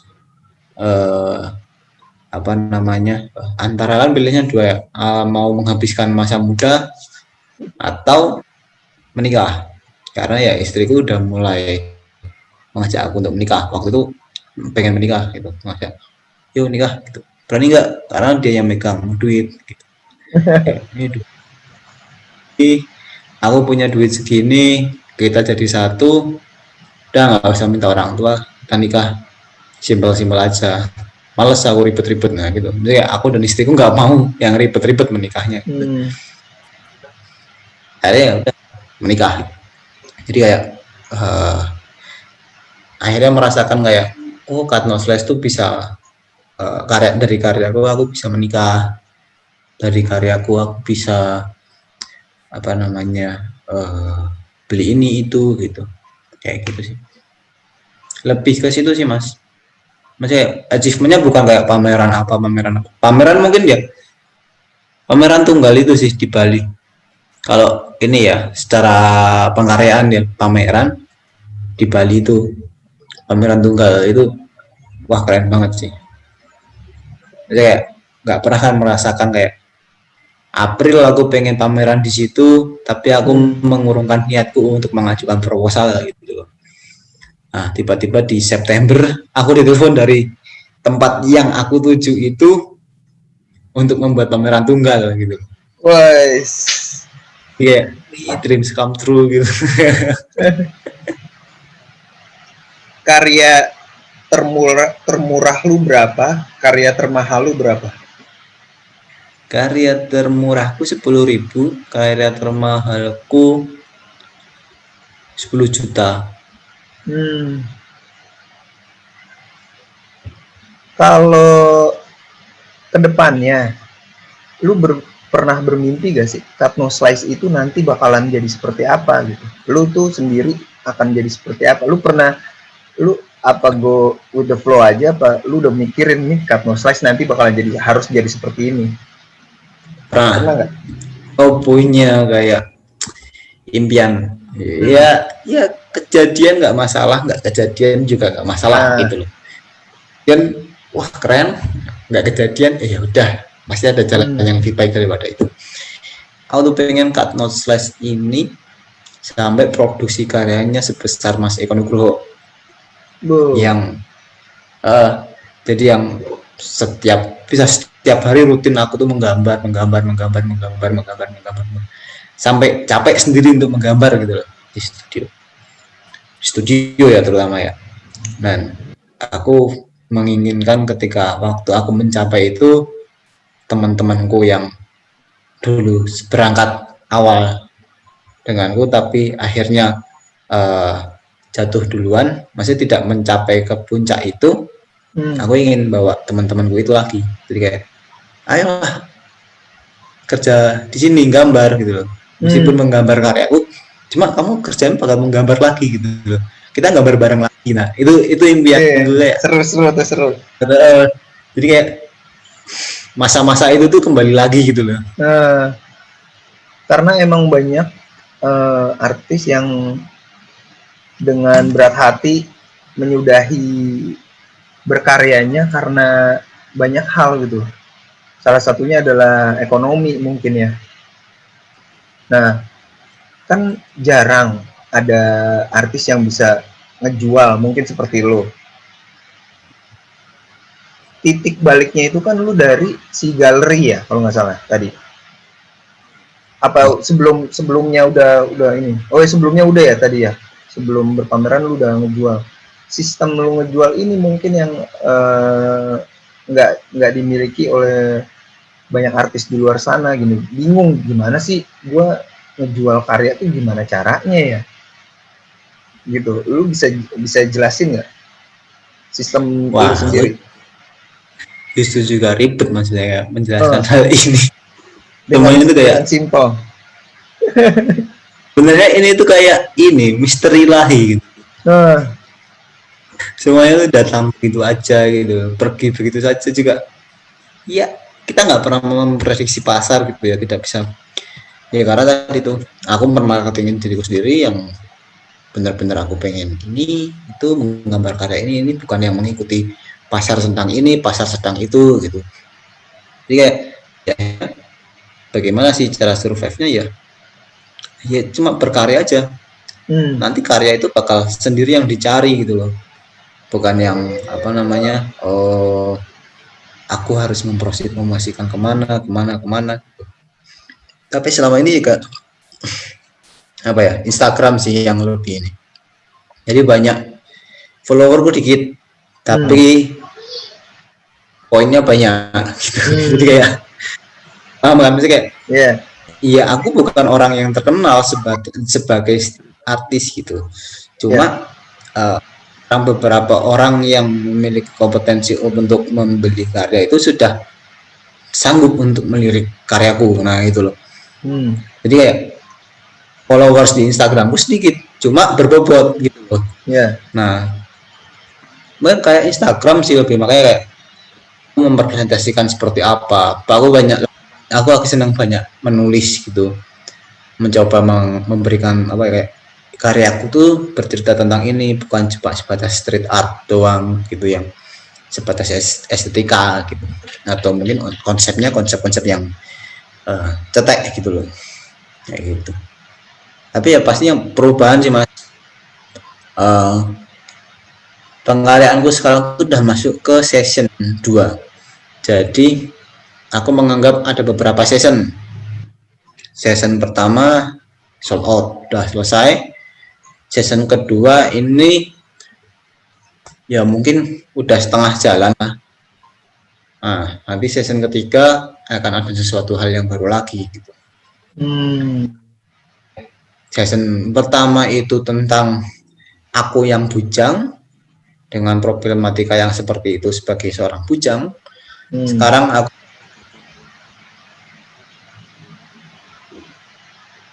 mendapati problematika seorang suami. Mungkin bakal selesai juga kan, kayak oh ternyata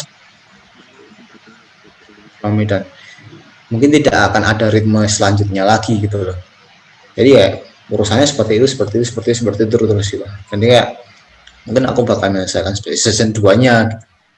Kemarin juga special season kayak aku residensi di mana, Aceh, itu juga udah selesai, karyanya udah selesai, ada 4 karya.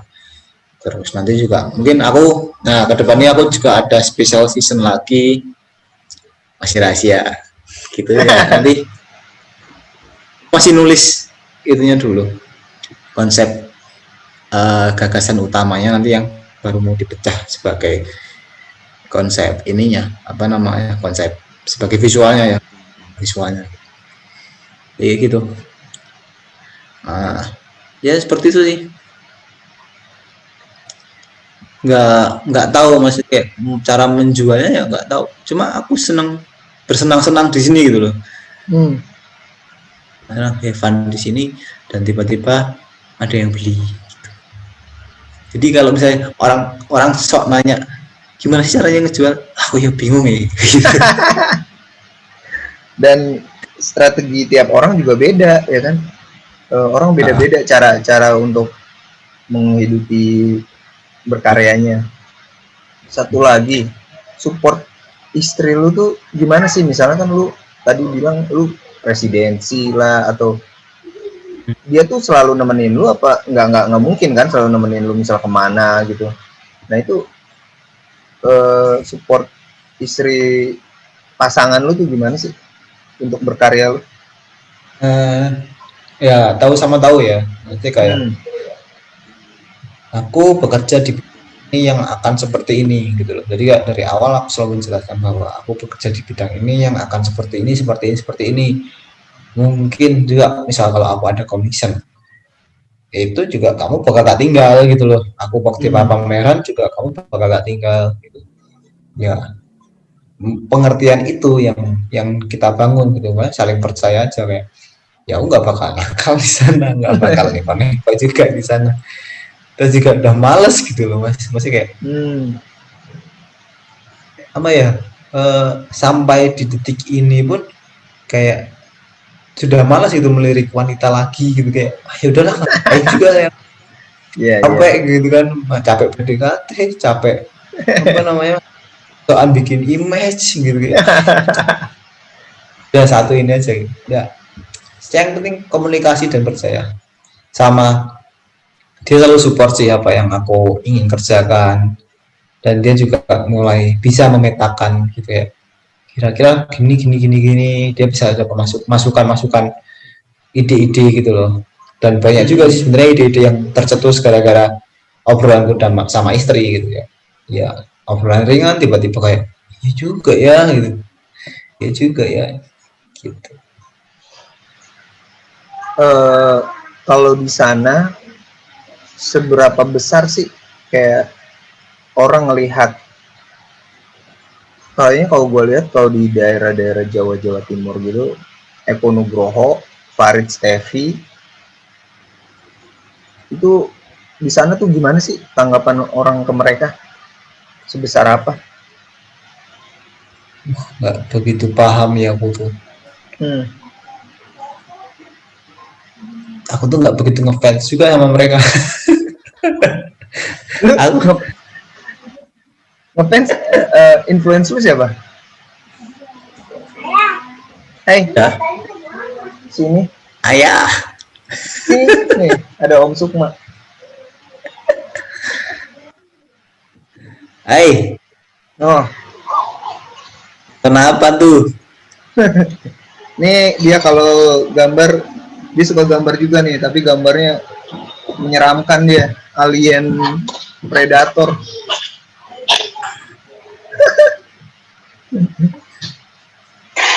Kalau gue jujur gue ngefans berat sama Eko Nugroho nih. Iya, tahu kamu dapat giveaway-nya daging tubuh ya. Itu gara-gara kemarin masuk itu. Sebenarnya sih gue nggak beli ininya, nggak beli komiknya, tapi masuk di karya gue, masuk di komiknya dia, makanya gue ikutan. Ya menurut gue, kalau gue kira hampir semua orang, ya bang jangan di sini dong bang, kamu di kamar gitu. Udah. Lu udah punya anak belum sih? Belum. Oh nanti itu Pak, berarti itu session selanjutnya tuh. Bisa jadi. Doain ya, cepat punya omongan. Tapi emang lu nahan untuk enggak dulu, apa enggak sih, biarin aja gitu, jalanin aja? Relatif slow aja, enggak nahan-nahan, belum rezekinya aja.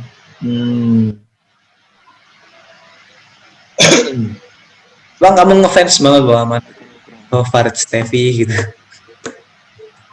Kalau gue lebih ke, gue ngelihat gue nggak ngefans sama Eko Nugroho-nya, cuma gue ngefans sama karyanya gitu. Nggak tahu. Gue termasuk orang yang suka gambar yang ngejelimet, terus nggak sesempurna lu pikirin kebersihannya. Kesalahan itu bukan kesalahan, jadi termasuk kesalahan itu adalah karya. Jadi makanya gue ngobrol ini, gue sangat mengedukasi gue juga gitu, kalau ternyata ada artis yang bisa serapi gitu, serapi lu gitu. Aduh nih suaranya hilang-hilang terus, headset gue rusak kayaknya. Coba deh ngomong. Nah udah. Aman kok. Emang aku yang diem. Apa ya? Kalau aku sih gak begitu ya, masih kayak Eko Nugroho mungkin. Cuma aku bukan yang fans berat ya. Farid Stevi aku juga suka, tapi bukan yang fans berat gitu. Karena mungkin ya ada beberapa pola pikir Farid Stevi yang aku setuju dan tidak setuju gitu. pola pikirnya Eko Nugroho yang aku setuju dan tidak setuju. Menurutku ketika aku ngefans itu harus semuanya harus setuju. Jadi kayak aku itu aku banget ya gitu loh. Dan aku nggak menemukan itu. Ada beberapa orang yang ya aku seneng karyanya tapi secara pola pikiran nggak suka gitu. Iya. Yang pola pikirnya bagus tapi juga pengkaryaannya ya nggak suka gitu. Ada juga yang suka karena ya suka aja gitu kayak udah gitu. Tapi maksudnya dia karyanya ya nggak punya karya tapi ya kayak keren juga ya seperti ini. Jadi ya mulai kehilangan yang perasaan sekarang kayak masuk ke fase kekosongan rasanya doang. Jadi kayak mau seperti apa lagi, mau mencapai apa lagi, mau mentuju apa lagi. Nah itu tuh kayak kadang-kadang kayak lagi nggak ada gairah gitu.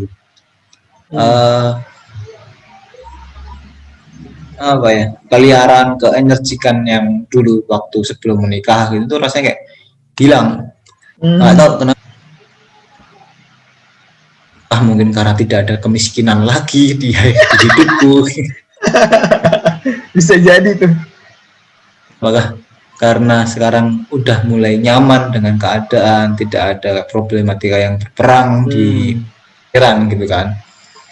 Kalau zaman dulu kan sedikit-sedikit kayak mikir, berdebat, berdiskusi gitu. Sekarang kayak ya udah let it flow gitu aja.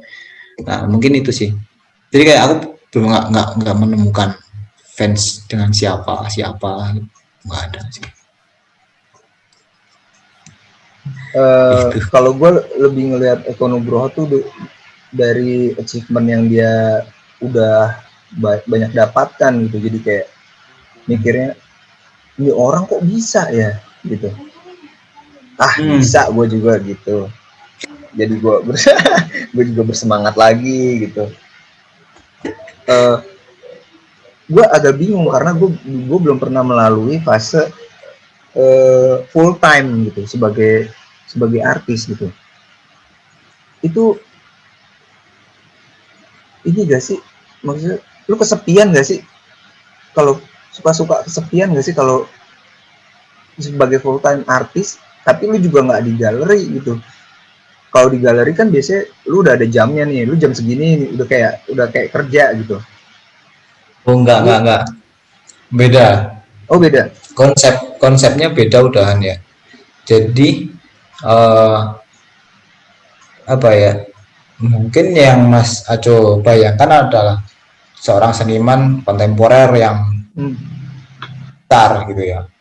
Sedangkan aku kan bukan di kontemporer yang di galeri besar, tapi maksudnya ke street art, ranahnya street art. Istilah untuk berkoneksi berjejaring itu sangat banyak, kesempatannya sangat banyak, sangat luas ya. Kita ada teman-teman di sini mau main gambar ya kita sambut, ada teman-teman kesana mau gambar, atau mungkin aku teman gambar, ada teman gambarku di mana terus aku samperin, kita cuma ngobrol aja ya nggak masalah gitu loh. Itu juga bisa jadi dalam rangka bekerjaku gitu loh. Misalnya kayak merefresh otak, mencari bahan obrolan lagi gitu, sarapan baru gitu tuh ya banyak sebenarnya. Nggak, ya merasa kesepian sih mungkin gara-gara pandemi ini bener-bener kayak main ketemu sana, pameran yang online semua, nggak ada diskusi karya, tidak bisa pertemuan di pembukaan yang acaranya gila-gilaan kayak gitu. Jadi ya itu. Ya, kalau kesepian ya karena pandemi ini aja sih sebenarnya. Akhirnya juga berdamainya ya ngapain juga dipikirin gitu. Karena kalau gue pengen nanya manfaat pandemi buat lu apa, ya lu udah di rumah tiap hari. Banget. Iya, karena orang kebanyakan orang di Jakarta ya yang gue temui, yang seniman-seniman gitu, pandemi gini mereka jadi banyak waktu di rumah, mereka bisa mengerjakan beberapa karya yang dulunya kelewat gitu. Terus jadinya gara-gara pandemi jadi bisa terselesaikan. Tapi kan kalau full artis kayak lu ya udah tiap hari juga ngerjain. Emang enak kerja di rumah. Makanya Rasain jangan tuh di rumah. kerja. Makanya nganggur aja. Nganggur juga kalau ditelaten nih lumayan. Sepertinya gitu. Cuma kalau gue agak gimana ya? Mungkin karena udah punya anak gitu ya. Tapi gue nggak tahu juga sih nanti kasusnya di lu kalau nanti punya anak. Ada tanggung jawab lebih yang harus kita kita selesaikan gitu. Ketimbang kita single atau baru menikah gitu. Mungkin nanti lo bakalan melalui itu semua. Pertanyaan terakhir deh. Gue pengen dengar lo mengucapkan beberapa kalimat gitu tentang bagaimana sih lu bisa konsistensi gitu ya 8-9 tahunan gitu berkarya, full time artis juga. Lu pernah melalui fase bekerja gak? Pernah 2 minggu. Rasanya seperti apa? Enggak suka suasana kantornya aja sih. Pekerjaannya gampang. Cuma suasana kantornya nggak suka. Lu bisa secara tiba-tiba udah gua nggak suka nih kerjaan gua mau full time artis. Lu di otak lu mikir apa sih saat itu? Dia mikir apa?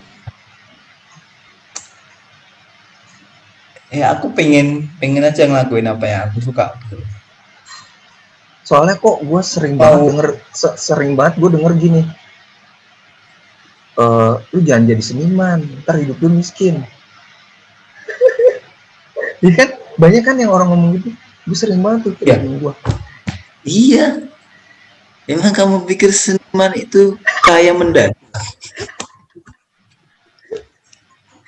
Ya itu, aku lebih baik makan nasi tempe tiap hari. Bar daripada aku harus makan setiap hari makan yang enak-enak tapi di dalam pekerjaanku banyak pressure yang tidak aku inginkan dan secara ini ya pilihan sih Mas itu. Iya. Kamu kayak orang-orang banyak yang bilang kan kalau kamu mau jadi seniman siap-siap miskin aja gitu. Tapi lu percaya dengan itu atau gimana? Ya, sementara ini tidak percaya. Ya percaya tidak percaya ya, karena tergantung. Berkesenian itu ada juga politiknya, kesenian itu ada juga cara-caranya, ada teknisnya, ada sistem yang gimana membangun karya itu. Semua itu terpola gitu loh. Ketika pola ini kamu bisa kuasai, ya kemungkinan mudah untuk menaklukkan dunia seni gitu. Sebenarnya gampang, misalnya apa ya? Secara logika gampang untuk menjelaskan itu, tetapi secara eksekusinya kadang orang itu tidak sampai. Ya. Kamu bisa menggambar, tapi belum tentu gambar itu bisa memaknai atau mewakili dari seni rupa itu gitu loh. Mana ya? Aku juga takut ngomong salah nih. Yes, kayak bukan aku nggak mau mengerti gitu ya. Iya, bisa gambar, tapi kadang-kadang tidak ada jiwa di gambar itu. Iya. Tergantung sebenarnya bagaimana. Karena ya berkat sih ya masih menurutku. Seorang seniman itu kan ada beberapa tipikal pengkaryaan gitu. Pelukis,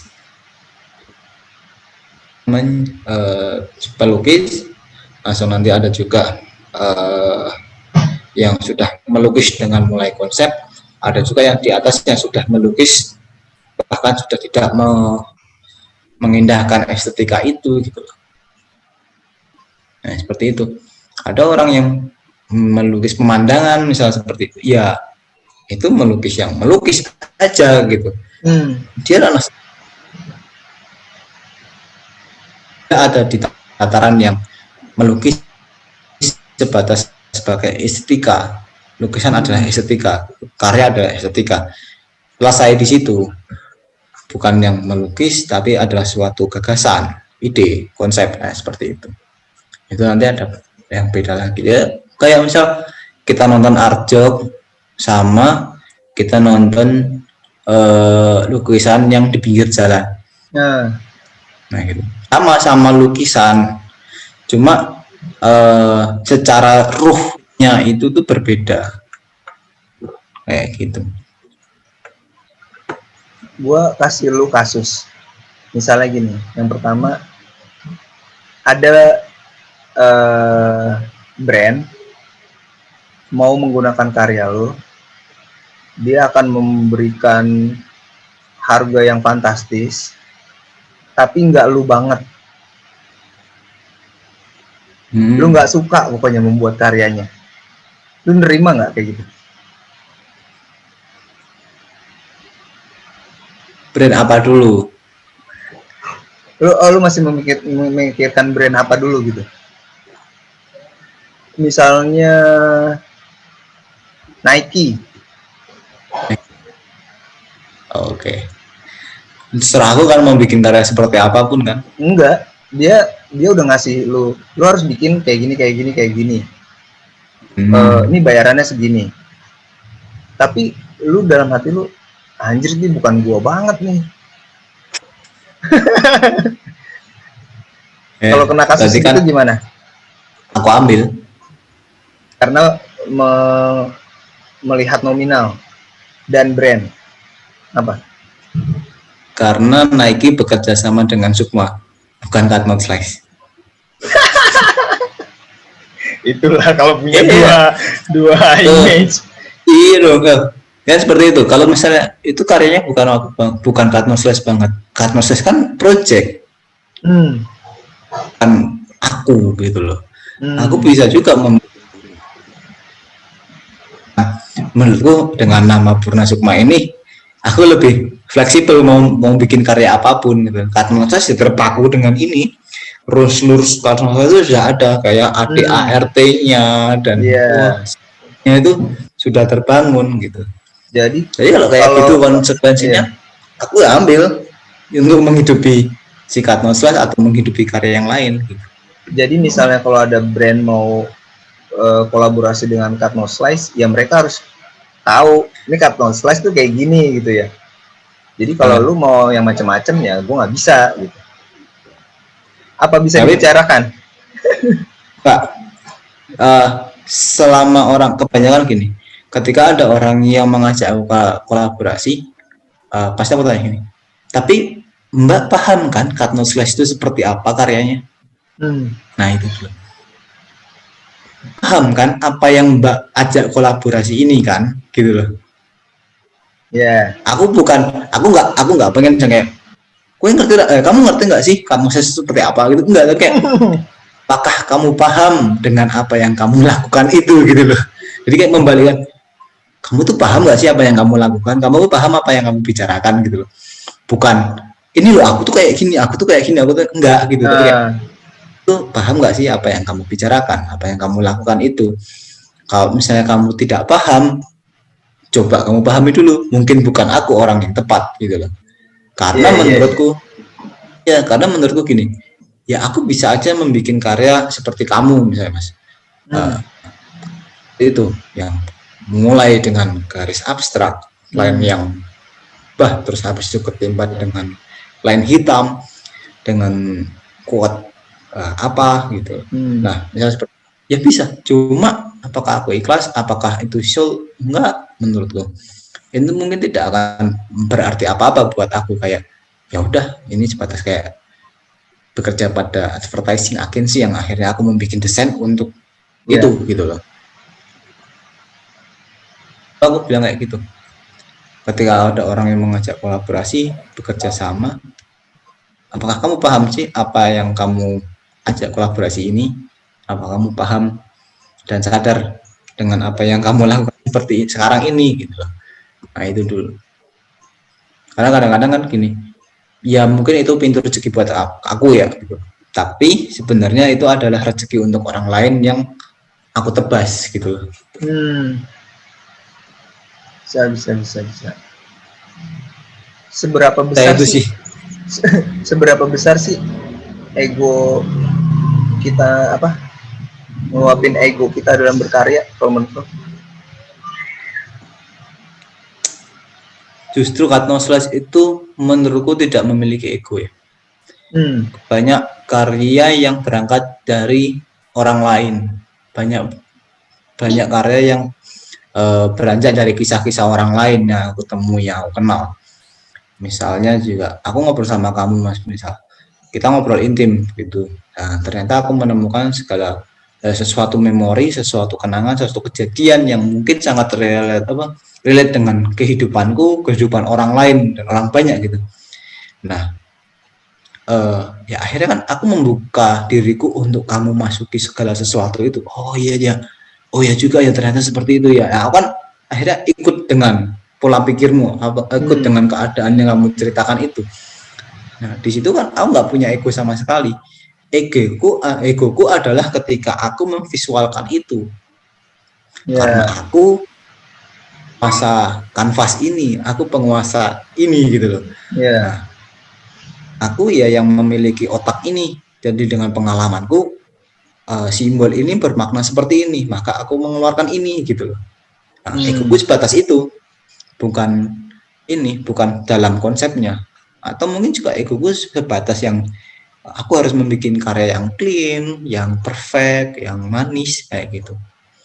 Ya gitu sih, lebih ke segitunya sih kalau aku. Aku sangat terbuka sih Mas, maksudnya kayak untuk tentang konsep, tentang ide, gagasan, atau mungkin usulan, atau misalnya commission gitu kayak commission ya. Kalau menawarkan gitu Mas, kalau misalnya commission, ada nggak cerita apa yang ingin kamu sampaikan? Ada nggak sih hal apa yang ingin kamu kembangkan? Doa apakah? Harapan apakah? Nah itu.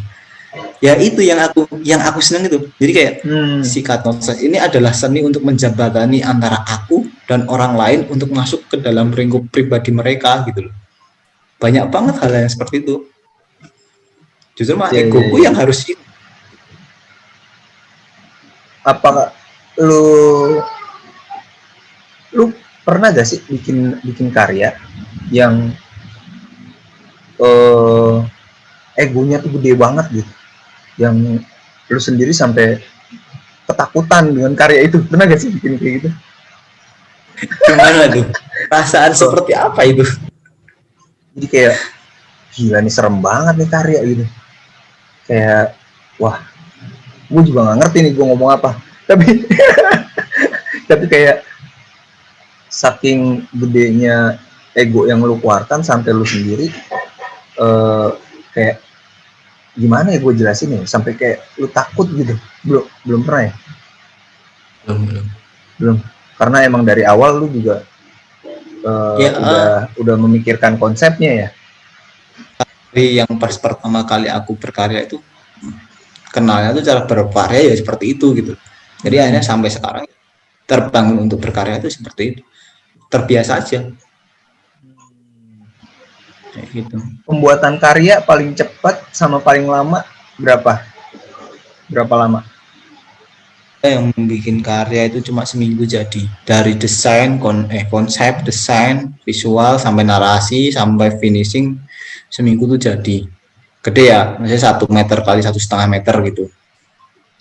Terus ada juga yang 3 bulan baru kelar. ada juga yang sampai sekarang, dari 2019 sampai sekarang tuh masih nganggur desainnya. Jadi kayak ini kayaknya nggak sekarang deh waktunya keluar deh gitu. Kalau di sistem berkarya lu kan, lu mengulang-ulang lagi gambar stensilnya. Itu emang lu sengaja membuat seperti itu apa karena ini masih sama nih, gue menceritakan ini masih bisa nih dipakai, stensilan yang ini masih bisa dipakai. Banyak kan gitu, karena kan tanda pertanda itu kan sebagai pemaknaan ya, pemaknaan sesuatu. Nah, daripada aku banyak menjelaskan banyak hal, menurutku ketika orang melihat bibir, dia akan mengetahui, oh ketika itu di karya sana bibir ada representasi dari ini. Apakah ini, oh berarti bisa jadi ini adalah representasi yang sama dengan itu, nah gitu loh. Aku ingin menyederhanakan itu bahasa visual itu. Jadi kayak, oh ketika aku mau ngomong ini bisa nih menggunakan visual yang itu lagi. Oh masih relate ini visual yang itu lagi. Bagian-bagian ini masih bisa nih, nah, seperti itu. Bukannya nggak mau bikin baru ya, tapi kayak ya apa ya? Kenapa masih relate? Tapi kadang susah loh kayak gitu tuh bikin menyederhanakan segala hal yang pertamanya pengen ribet gitu kayak. Kadang stres sendiri juga.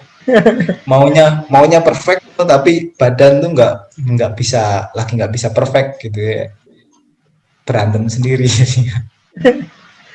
Bagaimana menyimpan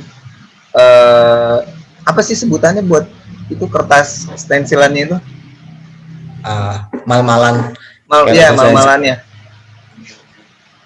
Ya, Mas. Bagaimana cara menyimpan itu biar bisa digunakan untuk selanjutnya?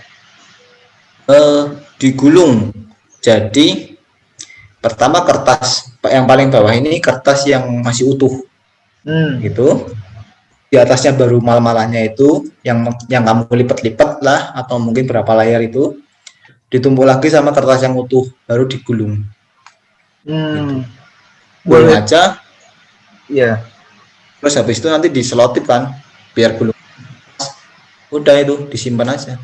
Biasa. Berarti tuh stensilan banyak banget dong di rumah. Enggak sih. Ya, kemarin habis pindahan ini lupa ke bawah. Rumah. Lu berarti kemarin kan lu sempet ngirimin gua tuh apa kaleng-kaleng spray sama sisa-sisaan kanvas.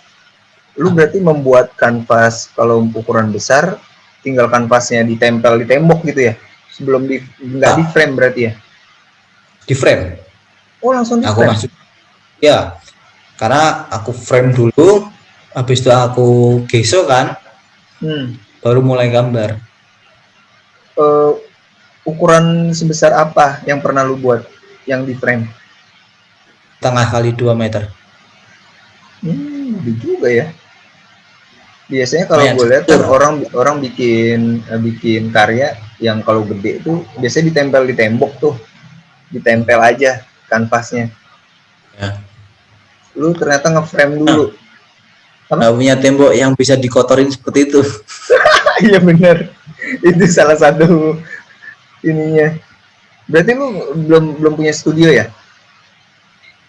Ada studio. Ada. Cuma kan garasi rumah ini cuma aku bikin studio karena kan spray paint kan kalau di rumah terlalu berputar terus. Kalau di garasi pas banget, garasinya tuh banyak banget ini ventilasinya. Nah ini salah satu pertanyaan karena gua nggak jarang pakai spray can. Setelah lama membuat karya dengan spray can, lu pernah ngalamin kayak ininya gak, sisi negatifnya gak pakai spray can ke badan lu? Enggak, kayak pusing atau apa? Karena pakai masker Mas. Kalau dirasa itu blok besar, pakai masker. Terutama apalagi yang gradasi. Nah, kalau pakai gradasi, bikin gradasi di studio kan harus lembut ya gradasinya tuh. Jadi kayak miringnya makin miring banget, jadi lebih banyak spray yang nyebar daripada yang jatuh daripada yang nempel gitu. Nah itu pakai masker yang ini ya, yang kayak yang di TV One itu loh, reporternya TV One tuh loh. Nah itu. Iya. Oke.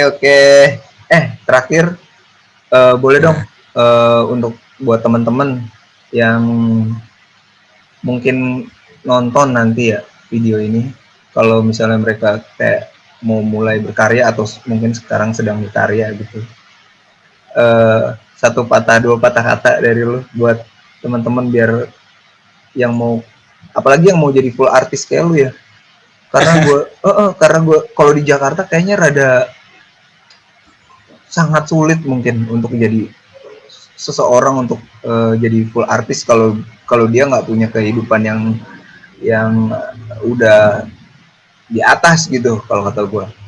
Jadi kalau yang masih menengah ke bawah sih kayak bakalan udahan tuh kalau full time artis di Jakarta.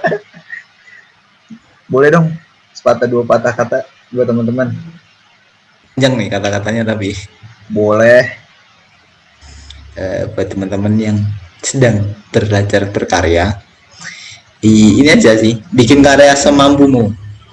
Kalian punya budget berapa, alokasikan itu semaksimalmu.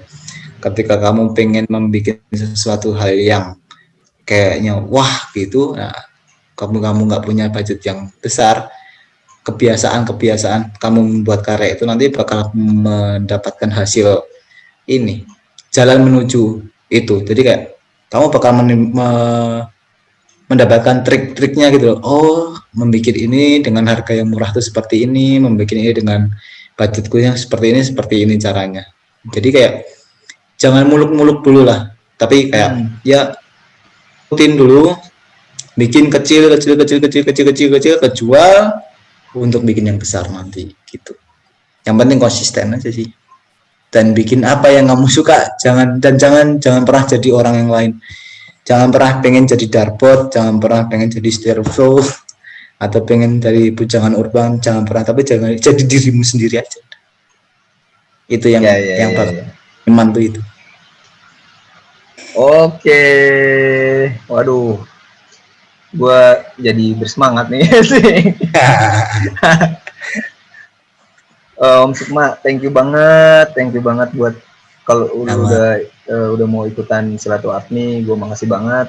Terus kalau gue sih banyak banget yang nilai-nilai yang gue dapat dari lo. Nggak, serius gue. Karena mungkin beda ya, mungkin beda situasi, beda cara pandangnya, beda pembuatan karyanya.